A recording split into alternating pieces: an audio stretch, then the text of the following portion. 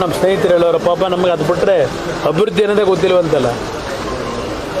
ಮಾಗಡಿ ಅಭಿವೃದ್ಧಿ ಬಗ್ಗೆ ಅವರಿಂದ ನಾನು ಸರ್ಟಿಫಿಕೇಟ್ ತಗೋಬೇಕಾಗಿಲ್ಲ. ಮಾಗಡಿ ಜನ ಕೊಡ್ತಾರೆ ನನಗೆ, ನಾನೇನು ಮಾಡಿದ್ದೇನೆ ಅಂತಕ್ಕಂಥ ಒಂದು ಭಾಗ. ಇವ್ರಿಗೆ ಸರ್ಟಿಫಿಕೇಟ್ ಯಾರು ಕೊಟ್ಟರು ಹೇಳಿ? ಮಾಗಡಿನಲ್ಲಿ 2009 2013 ಸುಮಾರು 600 ಕೋಟಿ ಕೆಲಸನೇ ಮಾಡಿದೆ.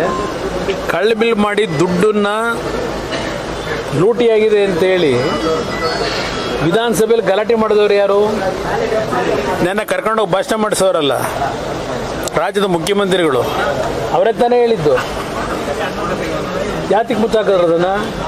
ಮಾಗಡಿಯಲ್ಲಿ ನಡೆದಂಥ ಅಕ್ರಮನ ಯಾರು ಮುಚ್ಚಾಕಿದವರು? ಇವರೆಲ್ಲ ನನ್ನ ಬಗ್ಗೆ ಚರ್ಚೆ ಮಾಡ್ಯಾರೆ. ಏನು ಮಾಡೋಕ್ಕಾಯ್ತದೆ?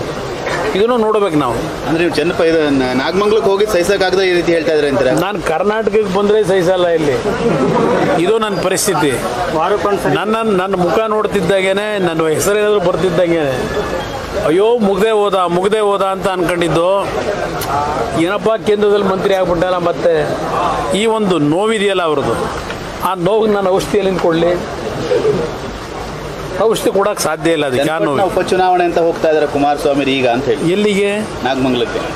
ಚನ್ನಪಟ್ಟಣದ ಚುನಾವಣೆಗೂ ನಾಗಮಂಗಲಕ್ಕೂ ಹೋಗೋಕ್ಕೂ ಸಂಬಂಧ ಏನು ನನಗೆ? ಬೆಂಕಿ ಅಲ್ಲಿ ಆದಂಥ ಘಟನೆಗೋಸ್ಕರ ಹೋಗಿದ್ದೀನಿ. ಜನಕ್ಕೆ ಒಂದು ಶಾಂತಿ ಹೇಳಿ ಹೋಗಲಿ. ನಾನು ಏನಾದರೂ ಅಲ್ಲಿ ಹೋದ್ನಲ್ಲ, ಯಾವುದಾದ್ರು ಒಂದು ಸಮಾಜ ಓಲೈಸ್ಕೊಂಬಂದ. ಎರಡೂ ಸಮಾಜಗಳಲ್ಲಾಗಿರ್ತಕ್ಕಂಥ ಅನಾಹುತಗಳನ್ನು ಸ್ಥಳ ಪರಿಶೀಲನೆ ಮಾಡಿ ಎರಡೂ ಸಮಾಜದಲ್ಲಾಗಿರ್ತಕ್ಕಂಥ ಒಂದು ನಷ್ಟಗಳಿಗೆ ಪರಿಹಾರ ಕೊಟ್ಟು ಬಂದೆ. ನಾನು ಯಾವುದೋ ಒಂದು ಸಮಾಜ ಓಲೈಸ್ಲಿಕ್ಕೆ ಹೋಗಲಿಲ್ಲ. ನಮ್ಮವ್ರು ಅದನ್ನೇ ಹೇಳ್ತಾರೆ ಈಗ, ನಮ್ಮ ಕುಮಾರಣ್ಣಂಗೆ ಇನ್ನೂ ಬುದ್ಧಿ ಬರಲಿಲ್ಲ, ಜಾತಿಗೆ ನಂಬ್ತಾರೆ ಅಂತ ಹೇಳಿ. ಆದರೆ ನಾನಿರ್ತಕ್ಕಂಥದ್ದು ಇದೇನೋ ಜಾತಿದಲ್ಲೇ ಹೇಳೋರಲ್ಲ.